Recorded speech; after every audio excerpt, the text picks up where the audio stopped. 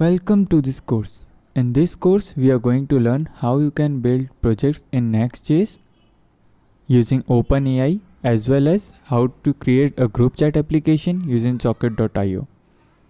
At the end of this course, you will be learning how to build a portfolio website using a template and how you can deploy it on production so that you can showcase your projects as well as your personal skills and experience to the real world. In order to begin with this course, you should have basic knowledge of React.js application at least, and it's better if you have knowledge of GitHub, but it's not necessary since I will be showing you how you can use GitHub by creating a new account. As well as I'll be there with you throughout this course so that if you have any issues, I will be there in Q&A sections or in messages to directly help you out.